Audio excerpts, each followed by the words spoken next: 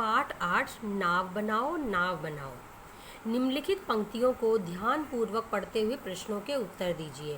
बच्चों, आप इसमें आज हम एक पद्यांश पर आधारित प्रश्नोत्तर करने वाले हैं। आपको कविता में से ये एक पद्यांश दिया हुआ है, इसे आपने बहुत ध्यान से पढ़ना है और इसका अर्थ समझना है। फिर उस पर उसके नीचे इसी पद्यांश पर आधारित प्रश्नोत्तर दिए गए हैं जिन्हें आपने लिखने हैं।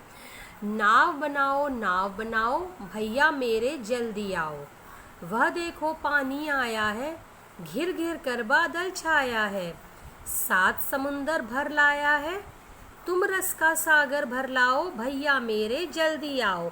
इस कविता में एक बच्चा है जो अपने भाई को जल्दी आने के लिए कह रहा है कि भैया जल्दी आओ, और नाव बनाने के लिए कह रहा है। वो कह रहा है कि वह देखो पानी आया, यानी कि बारिश जो है वो शुरू हो चुकी है और घिर घिर कर बादल छाए, बादल अभी और घिर रहा है, यानी और अधिक बारिश आने वाली है। इतनी बारिश आने वाली है कि 7 समुद्रों का पानी, ऐसा लगता है कि 7 समुद्रों का पानी ही यहाँ पर वो बरसाने के लिए ले आया है।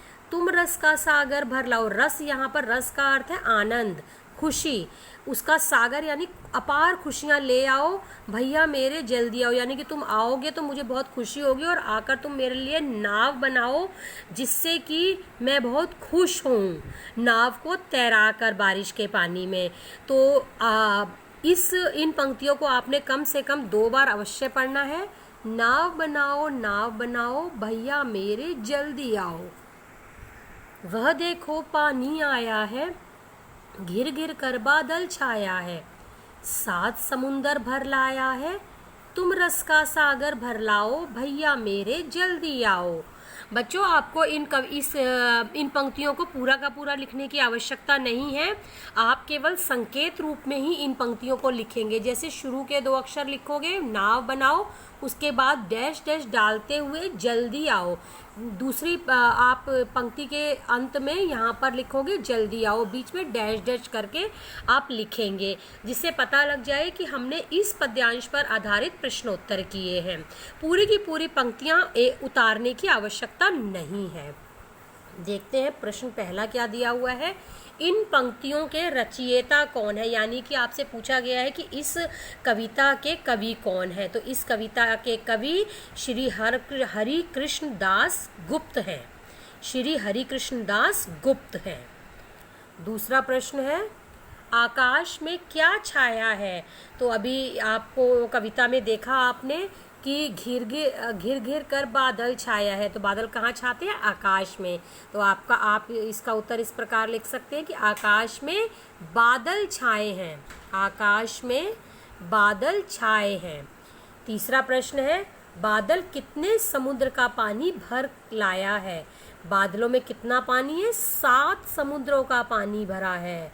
तो आप इसका उत्तर इस प्रकार लिखेंगे कि बादल 7 समुद्र का पानी भर कर लाया है। बादल 7 समुद्र का पानी भर कर लाया है। इन पंक्तियों में क्या बनाने को कहा जा रहा है? तो प्रथम पंक्ति में ही बताया गया है कि नाव बनाओ भैया मेरे जल्दी आओ। भैया से नाव बनाने के लिए कहा गया है। तो आप इसका उत्तर इस प्रकार लिख सकते हैं कि इन पंक्तियों में नाव बनाने को कहा जा रहा है। इन पंक्तियों में नाव बनाने को कहा जा रहा है। तो बच्चों, इस प्रकार आपने इन प्रश्नों के उत्तर अपने शब्दों में लिखने हैं। उत्तर के लिए आपने कविता की पंक्ति का इस्तेमाल नहीं करना है। कविता की पंक्ति के रूप में आपने कोई भी उत्तर नहीं लिखना है। उत्तर को आपने अपने शब्दों में लिखना है। आपकी सहायता के लिए इसी अभ्यास पत्र के नीचे इनके उत्तर भी दिए जा रहे हैं, आप यहाँ से भी सहायता ले सकते हैं। ध्यान रहे कि काम बहुत ही साफ सुथरा और सुंदर ढंग से किया जाना चाहिए और 5 बजे से पहले हिंदी ग्रुप में इसको आपने सेंड कर देना है। अभी फिर दोबारा से एक बार और बताना चाहूँगी कि कविता की इन पंक्तियों को आपने पूरा का पूरा नहीं लिखना है, केवल संकेत रूप में लिखना है। शुरू के 2 शब्द और अंत के 2 शब्द लिखकर आपने इसे बीच में डैश डैश डालकर संकेत रूप में लिखना है। तो आज के लिए बस इतना ही।